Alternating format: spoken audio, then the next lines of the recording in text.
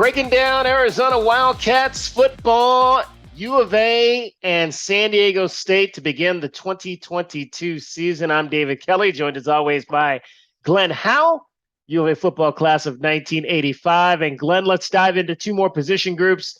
We're going to start on one offense, one defense, and the wide receiver room. And our our mid-camp report, we talked a little bit about Tetrel Mcmillan, and he has obviously come out as a kid who is going to start and play extensively on offense at the wide receiver position for Jedd Fisch in this offense. Jedd Fisch coming out this week and saying that he is going to play literally between 7 to 10 true freshmen this season to really kind of try to set the tone for what this program is going to be in the future. And we expect, obviously, we had always expected that Tetrel Mcmillan was going to be one of those guys.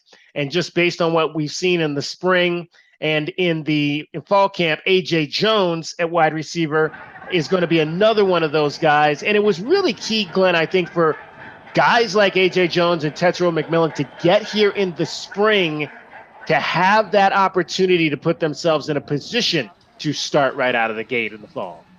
Yeah, it's going to be – it was a great advantage for them to come here in the spring, learn the system, understand going against some good defensive backs and Roland Wallace and Stoops and those kind of guys and getting acclimated to going against college players because, you know, it's difficult jumping from that high school to the college level. And the thing that I'm expecting and fans should expect, we might need a couple series to get these guys settled down. You know, we're going to a hostile area in San Diego State where they're opening up a new stadium. So it might take a couple series for us to settle down and get into the groove. Well, on the downside, I guess, when you look at this, is there really is not a lot of experience in that wide receiver room outside of Jamari Joyner, and he's still kind of coming back from the surgery that he had in the spring. Has looked good at times in camp, but how much is he gonna play? He's listed third on the depth chart, and you've got Jacob Cowing, who brings that experience, just not necessarily in a U of A uniform. That's a guy who's going to have to really step in and be the man right away. And I think that they're going to go to him right away because I'm not worried about him because anybody that catches 120 balls, he knows how to get open. Okay, so I think he's going to be the go-to guy, and then the kids are just going to have to fall in line, man. Take some pointers and everything. I don't think, but I'm worried. What I'm concerned about is the young guys getting off the line of scrimmage because I guarantee you that San Diego State's going to probably go man-to-man and go straight up on them and see if they can get loose. Dorian Singer will be the other starter in this offense at wide receiver. He was a guy that flashed last year, had some big catches late in the season, really stood out in that game against Arizona State, the loss in Tempe. What do you see from him and how he could potentially be a breakout player for Arizona offensively? Okay.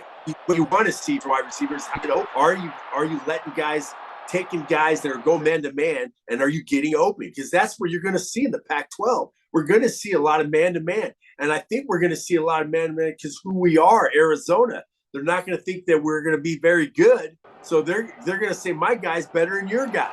So we're just going to have to be able to understand how to get open on man-to-man. And I think Dorian Singer's done a pretty good job. And he's shown that he has improved over in spring, and then he got into fall camp getting open, and that's what it's all about. Another guy that we talked a little bit about, in the past has been Anthony Simpson. He's a young guy, as we mentioned, a lot of young guys here, a lot of guys that have not had a lot of experience. Anthony Simpson being one of that guy. Chris Hunter is a guy that comes in, and he does not bring a lot of experience either. Kevin Green has been a guy who's flashed in camp, another freshman. So, again, when we talk about what Jedd Fisch said earlier this week, there's going to be a lot of learning to be had. You mentioned it might take a series. Yeah. it might take several games for some of these guys to kind of get their feet on the ground. I said series or two, okay? But you know what? I like the size of our guys too. AJ Jones. I mean, the guy's like 6'4", and I stood up next to the guy, and he's tall. He's very, very tall. And so we have to be able to get to those guys. And then what I like is that, Jaden is going to be a good quarterback and getting the ball to them. I think he's that kind of a guy that's going to know, because watching film from him from Washington State, he's getting to the ball. And the key to this is getting the ball to them where they can run when they catch the ball, not getting the ball to them where they're going to have to make a move to run. So I think that is going to be the key to get these guys to get them loose. And Simpson, he's going to be playing everywhere. He's going to play the X. He's going to play the inside at the Z. He's going to play outside. He's going to play inside. He can play all of them. And they're going to see some fly sweeps with that guy too. So he's like a jack of all trades. So we're going to see a lot of him too. Yeah, he was the guy that kind of took a lot of those extra reps when Jacob Cowing was out sick during fall camp. All right, let's flip over to the defensive side of the ball. And the group we're going to kind of focus on this report is the linebackers. And Glenn, it's not a lot of linebackers with this new scheme that Johnny Nansen is going to bring in. It's a 4-2-5, so you've only got 2 linebacking positions and a lot of defensive backs on the backside. And again, a position that you've got some experience, but just not a lot of experience here at the University of Arizona. Jerry Roberts came in and showed a little bit last year in the 4 games we saw at the end of the year before he got hurt. A lot of names that we haven't heard. Eamon Allen, who's a redshirt freshman out of Phoenix, coming from a power program up there, and Kobe Cage, who got a chance to get his feet wet last year. So I said last time out, that unit, if we're talking units, the linebacking unit is my biggest concern on this team, in particularly this defense, just because of the lack, I believe, of guys that we're familiar with and that have had a chance to really perform for this program. Well, what I'm expecting from those guys is that what I'm expecting from them is what the front 4 is going to do for them. Are they going to be able to block for them and not let those linemen get up to the second level? So if we're seeing those guys making 8 to 10 tackles a game, then the guys up front are doing their job, staying in their gaps, protecting their gaps, and then letting the linebackers run free and make the tackles. That's the whole thing about being the D line, is that you got to be disciplined in your gap. Because if you get out of your gap or get moved out of your gap, there's a gaping hole because somebody else is covering the other gap. Okay? So you have to understand, if we're seeing our linebackers get 8 to 10 tackles a game, that's a great thing. That's a great thing. So we don't expect the guys up front to make a lot of tackles, but we got to make sure that they're in their lanes and stay and let the linebackers run free. Well, and I think it was important. I mean, obviously we've seen, I think, Jerry Roberts flow to the ball very well and what we saw from him last year, but it was important, I think, to see in camp that he has an ability to play in coverage, because the middle of this defense, it has been the problem for the last 3 or 4 years. The Wildcats getting blitzed on crosses.